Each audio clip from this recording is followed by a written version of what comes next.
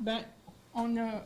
En fait, je suis pas certaine qu'on a, au regroupement féministe, quand on a parlé des moyens d'action pour un peu remédier à la situation, on, les quotas en termes d'intervenantes ou d'intervenants globales dans l'actualité, c'est pas quelque chose dont on a discuté. Donc, je peux pas trop parler de la validité de ce point-là. Mais par contre, on en a discuté quand ça vient à des choses comme des palmarès ou quand ça vient à des personnalités de l'année, des personnalités de la semaine. Puis, je veux dire, je pense que dans ces cas-là, ça devrait certainement être utilisé.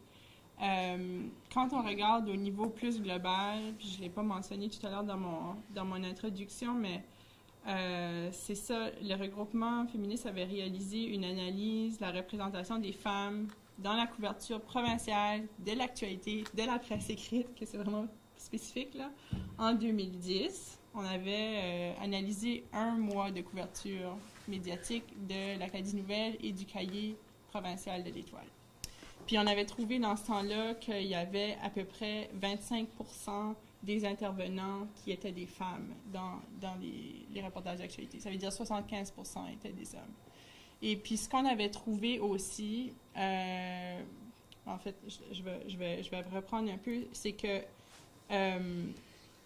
ça correspond aux chiffres au niveau international. Au niveau international, il y a aussi des études qui ont été faites et le pourcentage est exactement 25% femmes et 75% hommes.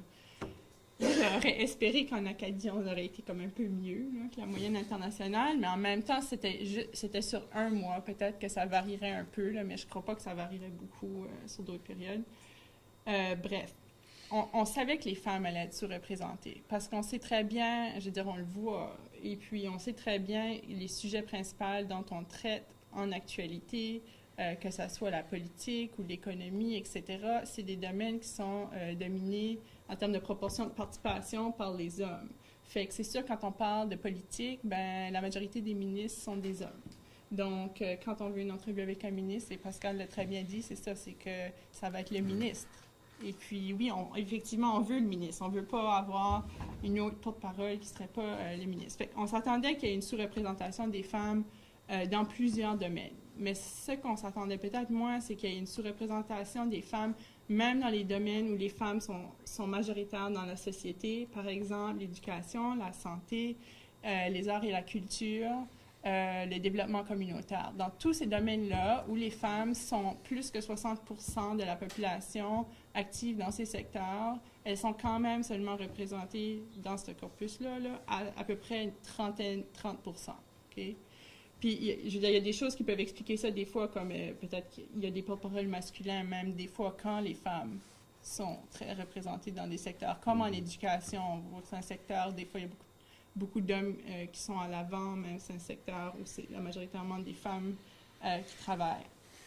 Mais c'est ça, je pense que ce constat-là, c'était assez décevant.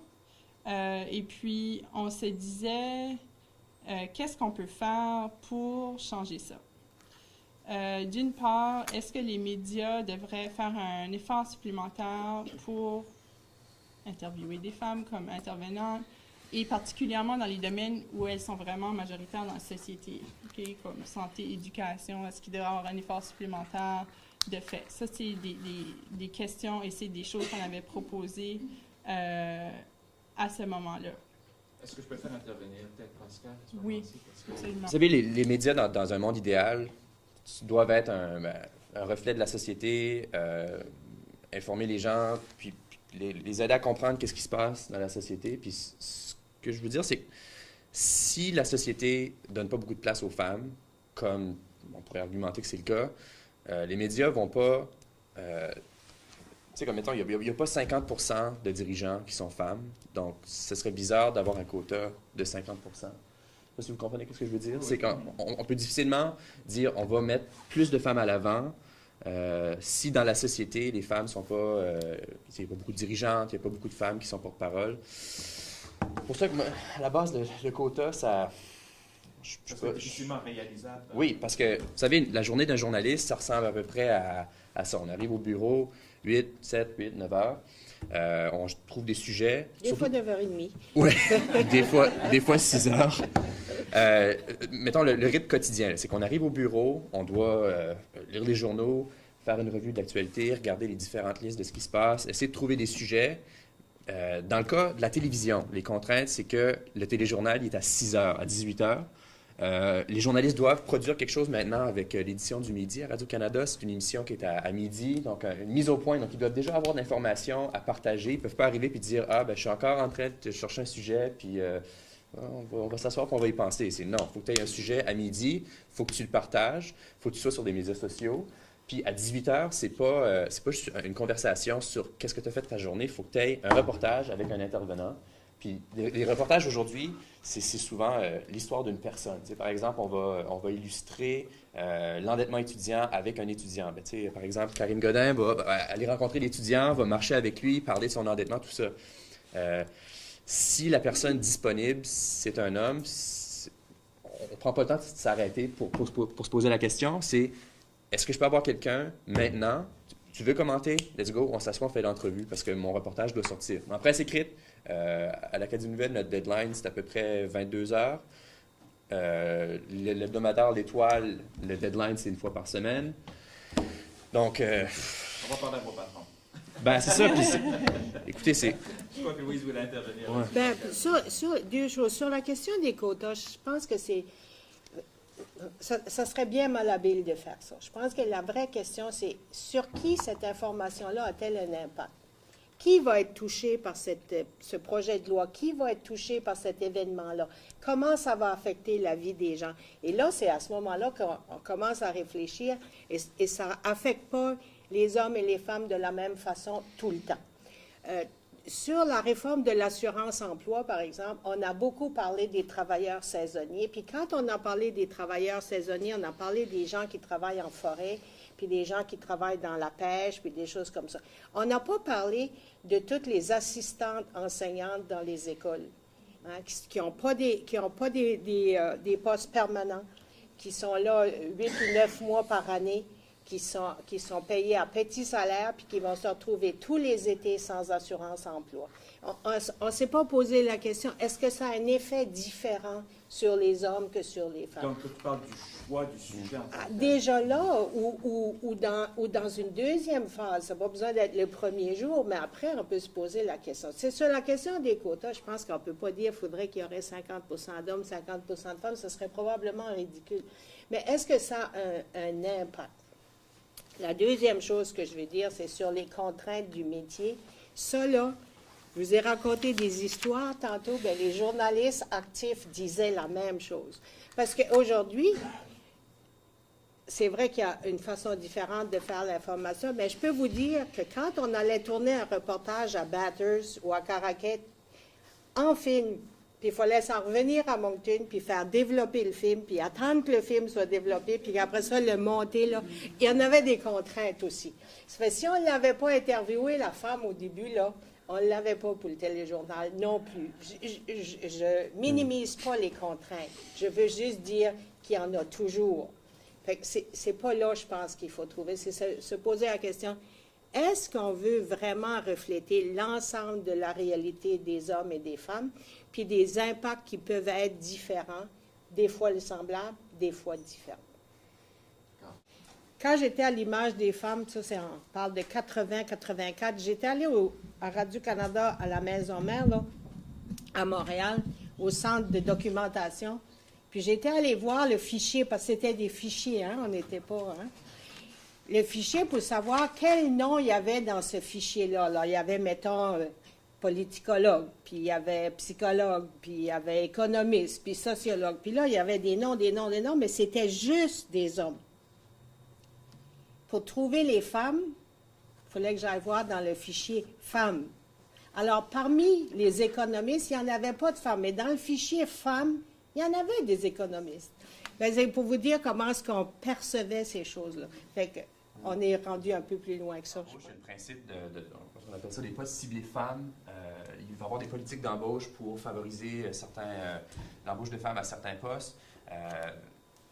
Le principe d'un poste comme ça, normalement, si je ne me trompe pas, c'est qu'à valeur égale, s'il y a 2 candidats, un homme et une femme, à valeur égale, on va prendre la femme si le poste est ciblé femme. Moi, je vois un peu la chose pour la présence des femmes comme intervenantes de la même manière. À valeur égale, si un homme et une femme, tu sais, j'ai pas de problème à choisir une femme, à faire la décision consciente, d'essayer de mettre un peu plus de femmes comme intervenantes. Mais c'est ça qui est le point clé, c'est à valeur égale. Puis je disais en introduction, en présentation, que j'ai déjà pris la décision consciente. Puis c'était un sujet qui touchait, je pense, c'était, je ne vais pas parler de ce qui s'en venait pour la session en politique provinciale. Il y avait le discours sur l'état de la province, ou je ne sais pas quoi. Puis je me suis dit, j'ai besoin de 2 ou 3 politologues pour faire un tour d'horizon. Je veux une femme. Fait que j'ai appelé Marie-Thérèse Seguin à l'Université de Moncton. Elle n'avait pas trop suivi ça. Elle s'intéressait plus à autre chose ou elle arrivait de voyage, je ne sais pas quoi, elle n'était pas disponible. OK. Prochaine personne, Joanna Everett de UNB à Saint-Jean. Je l'appelle, elle est doyenne, donc elle a beaucoup de choses dans son assiette. Je l'appelle, je lui demande, pouvez-vous commenter? J'arrive de voyage, je prépare une conférence, je n'ai pas suivi ça, je suis désolé. OK. Après ça, je vais voir qui. Là, j'ai Jean-François Caron, Roger Ouellette, Chedley, Belkodja, peut-être Don Desrud qui acceptent de commenter. J'ai comme 5 hommes disponibles. Là, je me dis, je veux une femme. Fait que là, je fais le tour, puis je check les listes, puis j'en trouve pas, tu sais. Je ne veux pas aller chercher une étudiante en Sciences Po pour commenter parce qu'elle est femme, puis la faire passer devant un homme qui est doctorant. Comprenez-vous? C'est ça, le principe à valeur égale. C'est pour ça, par exemple, un Vox Pop, si on a accès, on est dans la rue, puis il y a plein de femmes qui passent, plein d'hommes qui passent, OK, faisons le choix conscient de se dire, on va essayer de donner une place aux femmes, pour équilibrer ça un peu davantage. Mais c'est aussi ça. Puis une sous-question, c'est pourquoi? Pourquoi on a de la difficulté à trouver des femmes pour intervenir? Je sais qu'il est arrivé au cours des dernières années que des patrons se disent on n'a pas assez de chroniqueurs femmes, de chroniqueuses, on va faire des démarches pour en avoir. Lancer leur ligne, contacter plein de femmes, puis il n'y en a presque pas qu'on dit oui. Ils ont fait le même exercice avec des hommes, puis les hommes disaient oui, oui, oui, on accepte, on accepte, on accepte. Puis ce que certains de mes collègues me disent, c'est que les femmes, parfois, sont plus réticentes à commenter ou ne veulent pas trop brasser les choses. Puis je sais que le regroupement fait du travail là-dessus pour aider les femmes à mieux intervenir. Vous avez fait des ateliers avec des personnes comme ça. Ça, c'est une bonne idée. Je veux dire, si vous pouvez aider les organisations. Mais ça, à valeur égale, bravo, mais c'est pas toujours possible. Je suis souvent appelé à faire des sujets d'affaires publiques, par exemple, un regard un petit peu plus reculé sur une question avec des sociologues, des économistes, des politologues, des experts en toutes sortes d'affaires, des scientifiques, des économistes, etc. Ce que je vais faire souvent, c'est appeler le service des communications des universités, puis je vais lancer plusieurs lignes. Je vais appeler l'Université de Moncton, je vais appeler UNB, Mount Allison, des fois je vais aller en Nouvelle-Écosse pour essayer de brasser un peu les choses, parce qu'on a souvent les mêmes intervenants. On ne peut pas interviewer Roger Ouellette 3 fois par semaine. Fait que je vais... Ah non? Non. En tout cas, fait que je vais lancer mes lignes, puis puis ce qui est intéressant, c'est que les relationnistes sont presque toutes des femmes dans les universités, OK? Je vais appeler les relationnistes, je vais leur dire, mon sujet, c'est telle chose. Par exemple, juste un exemple, il y a un régime pan-canadien coopératif des valeurs mobilières qui est proposé par le fédéral. Je veux expliquer ça, puis mettre ça en contexte. Pouvez-vous me suggérer quelqu'un? J'ai besoin d'un expert. Fait que là, ils vont prendre mon sujet en note, ils vont dire, je te reviens aujourd'hui. Puis, c'est des hommes qui me proposent. Donc, moi, je ne connais pas beaucoup leur staff. Il va y avoir peut-être 20 professeurs dans le département ou à la faculté. Puis, on va me proposer presque immanquablement des hommes. Donc, à ce moment-là, moi, je leur dis, trouvez-moi quelqu'un de disponible. Puis ça, c'est le mot-clé aussi. Disponible, prêt à commenter, puis qui est prêt à me parler aujourd'hui ou cette semaine. Ça, c'est en presse écrite. Moi, je suis capable de traduire ça. La dimension linguistique complique encore plus les choses pour les gens qui travaillent à la radio et à la télévision. Parce qu'en plus de devoir être disponible, vouloir commenter, parce que ça, c'est important, c'est idéal si la personne parle français, parce qu'une traduction à la TV ou à la radio, c'est pas génial. Donc, en plus, c'est ça, disponible, willing et bilingue ou francophone. Je vous remercie parce que je trouve le débat vraiment intéressant. Mais vous savez que la question des genres et de l'équité entre les hommes et les femmes, moi je dis que c'est une question d'éducation permanente. C'est une question de conscience puis d'augmenter les niveaux de conscience. Oui, on parlait des contraintes à ce moment-là. Je me souviens, je vais vous donner, en parlant d'anecdotes, quand j'étais présidente du Conseil du statut de la femme, on remarquait que le gouvernement nommait jamais des femmes juges. Et la réponse qu'on nous donnait, c'est celle que j'ai entendue aujourd'hui. Il y avait beaucoup de contraintes et puis il n'y avait pas de femmes qui rencontraient les critères. On s'est dit, ah bon? Ah bon? Puis nous, on essayait de leur dire, oui, on a des femmes. Alors, ce qu'on a fait, on a communiqué avec toutes les femmes juristes de la province. Toutes les femmes juristes, anglophones, autochtones, francophones. Et on est allé voir le gouvernement, puis parce qu'il y a des critères. Il faut avoir 10 ans d'expérience avant d'être nommé juge. Et puis, bon, il y avait 2-3 critères. Puis c'est ce qu'on a vérifié. C'est incroyable. On est arrivé avec une banque d'à peu près 50 femmes de la province, je ne vous mens pas, qui avaient quand même... ça, c'était dans les années 90. Alors, on est allé présenter ça au gouvernement. Mais c'est qu'on ne prend pas, on est occupé, il y a des contraintes, on ne prend pas le temps. Mais si on dit que c'est important, on va communiquer avec des gens qui savent. C'est vrai que nous, peut-être qu'on ne sait pas. Mais dans notre société, il y a des regroupements, il y a des femmes, il y a des gens qui travaillent, il y a des gens qui ont des informations et qui peuvent peut-être trouver les femmes que vous n'êtes pas capable de trouver. Alors ça, c'est des éléments comme initiative qu'il faut mettre de l'avant. Parce que moi, si vous m'appelez, je pourrais vous donner une liste de personnes que je pourrais vous suggérer, que ce soit des questions. Mais c'est vrai, par exemple, du point de vue politique, économique. C'est là où on a de la difficulté. Et si on regarde dans notre société, vous avez tout à fait raison, qu'on a du mal à faire reconnaître aux institutions, même dans les conseils d'administration, de nommer beaucoup plus de femmes. Et puis, il y a un problème du côté des femmes aussi, c'est que les femmes aussi, il faut se regarder et il faut se dire, mais comment se fait-il que moi, je ne veux pas commenter?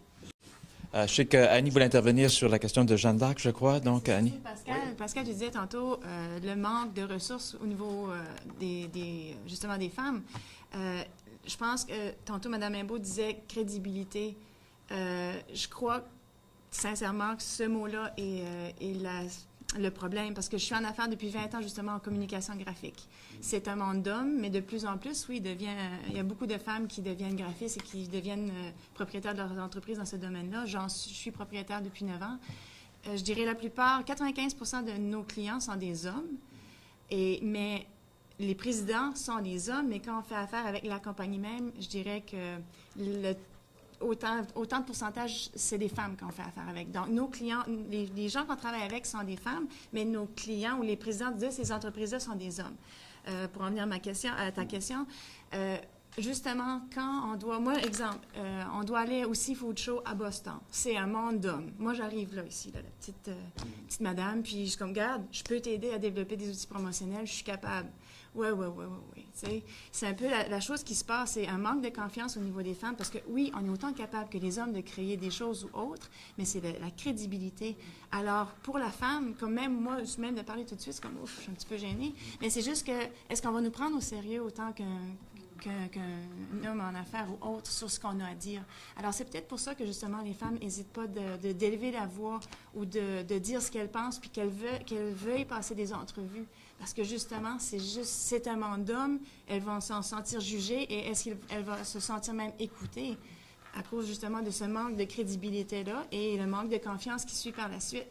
Ce que je me demande, est-ce que... oui, puis je comprends l'idée de... Oui, il faut parler à un ministre, c'est sûr que tout le monde veut avoir le commentaire d'un ministre.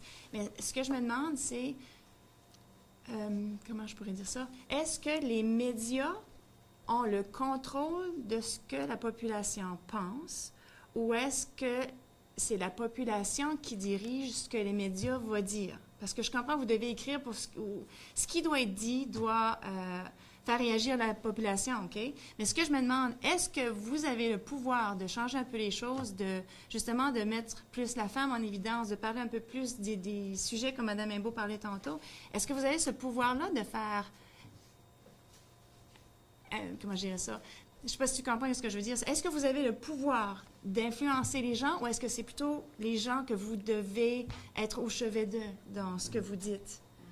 Des fois, ça pourrait juste être une question d'angle d'approche parce que je comprends la problématique au niveau de qualité de la personne que tu interviews. Je perds juste le terme, mais à valeur égale. Mais par exemple, si tu as seulement des doctorants hommes qui sont disponibles, etc., pour commenter, mais est-ce qu'il y aurait un angle d'approche autre à apporter que là, on pourrait, oui, peut-être que c'est une fille à la maîtrise, mais son opinion pourrait être quand même pertinente, puis c'est un peu cyclique parce que plus qu'on se voit représenté dans les médias, oui, peut-être que la fille n'est pas doctorante encore, mais de là, on voit qu'il y a une participation, on voit qu'on est là, représenté. C'est peut-être pas une opinion, l'opinion exacte de ton article, mais il peut avoir un angle d'approche, une autre question que dans la base de données, justement, qu'il y aurait une personne qui aurait une formation capable de répondre à cette sous-question-là. Par exemple, dans l'article, je comprends que ça demande plus de travail, mais avec ces différents outils-là, peut-être que c'est une façon, en bout de ligne, d'inclure les femmes. Puis, en bout de ligne, c'est une façon qu'on soit représenté dans la question, même si ce n'est pas la personne experte, elle serait quand même inclue dans la question. Bien, je pense que les deux facettes se valent. Je pense qu'il y a, de notre part, parfois une paresse ou une rapidité, une efficacité à savoir que Pierre-Marcel Desjardins va te parler dans une demi-heure. Puis tu le sais que ça va marcher, puis comme tu as une échéance rapide, c'est le chemin rapide. Mais en même temps, c'est souvent super difficile de convaincre des femmes de parler sur des sujets de femmes. Même des sujets d'éducation, parfois, on me réfère à des... Il y a des femmes à qui je parle, si tu parlais à ce professeur-là, il est bon, lui, il a fait plus de recherches spécialisées là-dessus. Je pense que comme femme, il faut aussi se faire confiance et faire un travail pour convaincre les femmes de prendre la parole. En tribune téléphonique, c'est pas les médias qui vont faire le filtre, mais ce sont souvent des hommes qui appellent. Mais toi, c'est intéressant parce que Ouais. les femmes, et t'approches des femmes aussi Oui, pour faire des sujets. oui, et puis souvent, ça prend beaucoup de pédagogie et de psychologie pour les convaincre qu'elles ont un... Moi, je leur dis souvent ça, j'apprécie le fait que vous avez un point de vue à contribuer à ce reportage-là et c'est important qu'il soit entendu. Mais il y a parfois moins de travail à faire pour obtenir la même chose d'un homme parce que comme femme, des fois, on se dit, un peu comme tu disais, je suis assez solide ou je peux-tu... Donc, je pense que le travail, il est à faire auprès des médias de un, mais aussi beaucoup auprès des femmes dans les réseaux puis dans leur capacité de prendre la parole.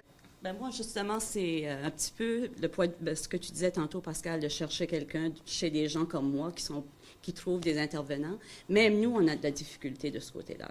C'est un gros défi souvent. Je vais appeler des gens comme Jeanne d'Arc qui va être très apte à commenter. Mais il y a des sujets sur lesquels moi-même, j'ai de la misère à convaincre des femmes parce que je fais partie du comité, justement, sur Femmes et médias en Acadie. Donc, je suis très conscientisée à la question. Mais ce n'est pas toujours évident. On a dernièrement commencé à développer une banque d'intervenants à l'université, mais on a demandé la participation des gens avec les sujets, avec les médias où ils ne seraient pas commentés. Pas évident non plus. Donc, il y a beaucoup. Puis les contraintes que vous avez comme journaliste, on les a aussi en relations publiques parce que nous aussi, il faut qu'on suive tout ce qui se dit puis tout ce qui se passe, puis faire d'autres choses à part de ça. Donc, je pense qu'il faut travailler ensemble. C'est ça qui est la clé du succès dans ceci.